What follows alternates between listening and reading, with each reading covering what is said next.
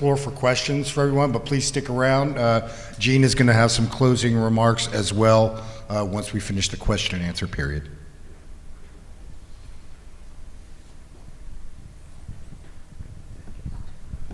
MacKenzie, can your process be put in place at an existing MSW landfill or even a closed MSW landfill so you can harvest what's already there? Yeah, I just want to make sure it's on. Yeah, we can put it in place at existing landfills. A lot of what we are doing right now is filling out a lot of RFPs, RFIs, all of that too, at landfills that are currently in place that are looking for waste energy systems. When it comes to harvesting or like landfill mining, we're doing a lot of testing actually in Madrid on it now, just because obviously landfills have a ton of dirt and like all the covers that go onto it. So we want to see where the financial model reads out with that, just because by putting thermal hydrolysis through dirt, it's not really getting any advantages out of it. It's mostly just taking up a lot more capacity within the system. So you would need multiple in series in order to compensate for that. But we're doing some testing now in Spain, like as we speak, to see if that would make sense. I have a question for Karen first regarding the sargassum coming from the sea and compostable. I've understood that it is not so compostable. There are some, when it does rot on this on the beaches, it stinks. That's not so bad, and it smells like sulfur and rotten eggs or whatever. But I heard there's some other material in there that's toxic for humans. So they're not allowed to put it in the back swamps somewhere and just let it rot away, but that has to be done, taken care of otherwise. So composting, for me, wouldn't work. Not necessarily. Not all sargassum's created equally. What you're referring to as toxic is arsenic. Arsenic can be found at different levels in the seaweed. It's not always over our STCLs, our soil contamination limits. Whenever there is compost, it has to be tested on the backside. So certainly, depending on the use of it, you know, if it is over certain levels, it would have to be, may not be used on land application for gardens. It may be used in DOT projects. It may be used as landfill cover. Again, it just depends on what the testing levels would show, and then also what our new rule requirements may show for those testing levels of the metals. Okay, thank you. One more question is for Dan regarding the PFAS, and I know in Maine they have, since middle of 2022, they're not allowed to land apply any biosolids, period, because of PFAS and microplastics and things like that. What do you say about that from your biosolids? Okay, well, I'm going to put on my biosolids management hat, and years ago net zero energy was super popular, right? I don't know if you guys were a part of that movement, but in wastewater treatment everybody wanted net zero energy. How are you going to get there?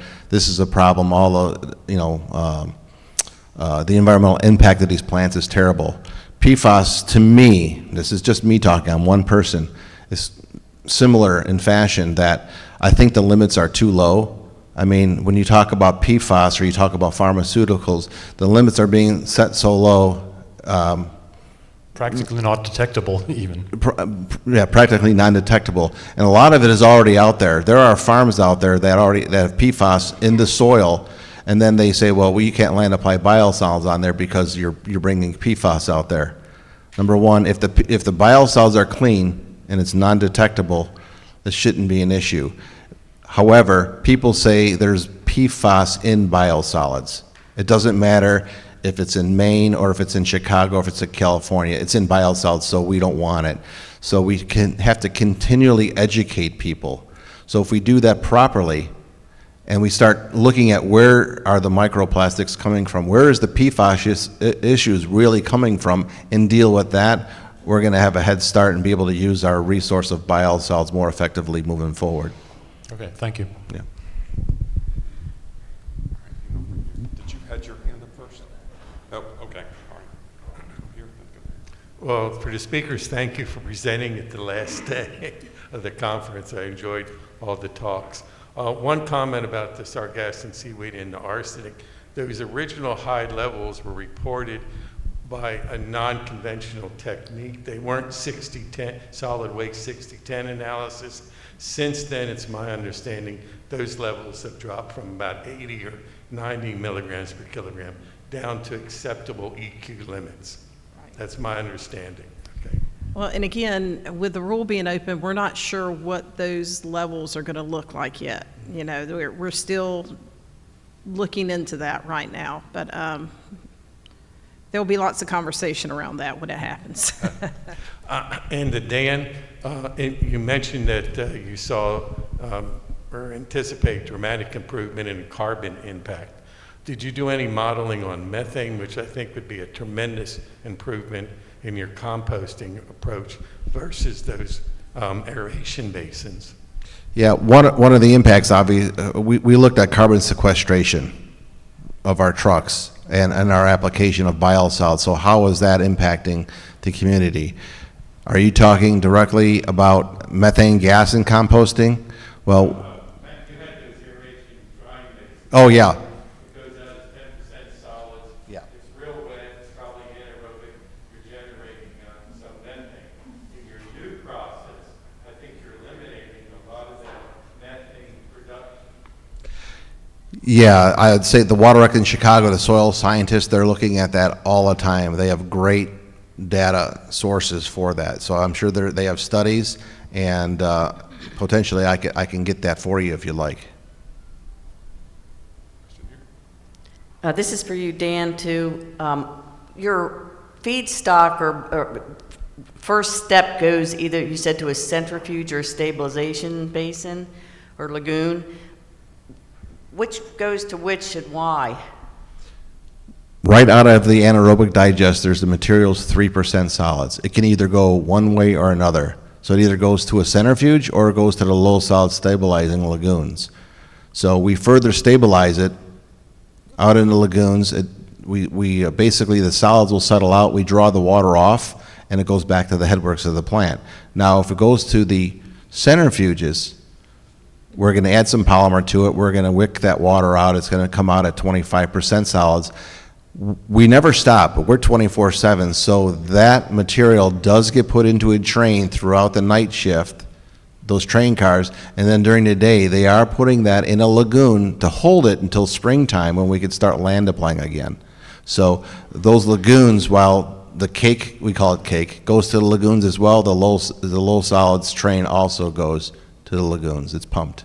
But I mean, how do you decide whether it goes to the stabilization lagoon or to the centrifuge?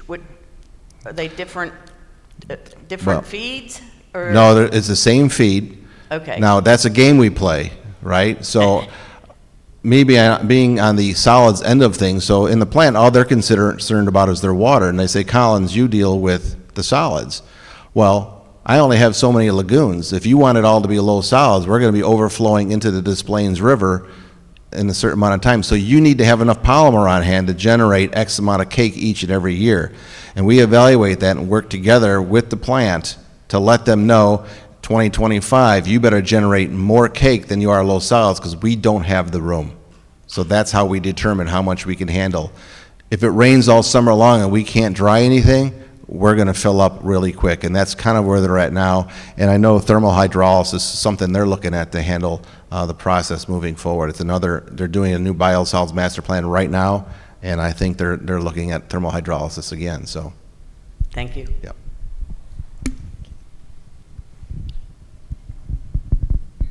All right.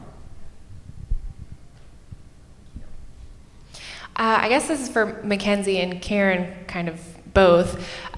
Looking at Karen's breakdown, your pie chart of the municipal solid waste for Florida, how would your facility handle that type of breakdown? Because it was fairly low in like organics.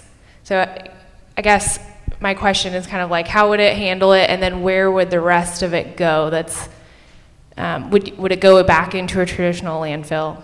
Yeah. That makes sense. So we can handle anything MSW waste because we've had computers try to enter, we've had mattresses try to enter, but because we have a trommel at the beginning, we get rid of some of these larger compounds that won't fit through it. I know I didn't directly mention it, but what the size of what fits into the biomac is 10 inches. And so ideally, we take in smaller things. We do have shredders and stuff for boxes and stuff that are larger than 10 inches, but obviously are still organic. And so the percentage of what goes in based on organics and non-organics doesn't really matter, as long as it's between 20 and 70% total solids, which that's a pretty wide range. It's essentially just not liquids and essentially not rocks and construction demolition waste. We can handle that.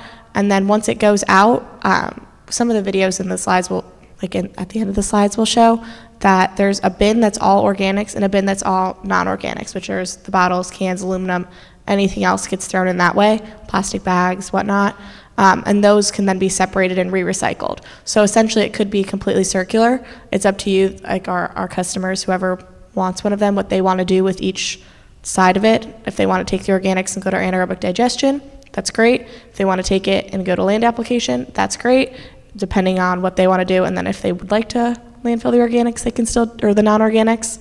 Obviously, we recommend recycling it and separating out everything because it is clean. It's not, if you see it, it's very clean. I wouldn't necessarily drink out of it right away, but it's not mixed in with all the other trash and waste and organics that are starting from.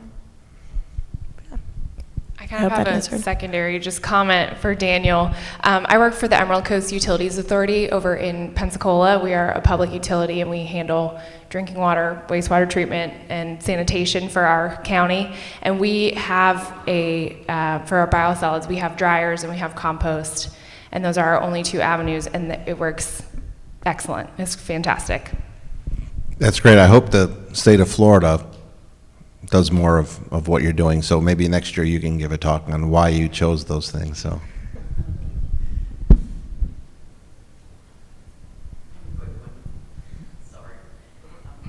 MacKenzie, do you have any active plants in the U.S.?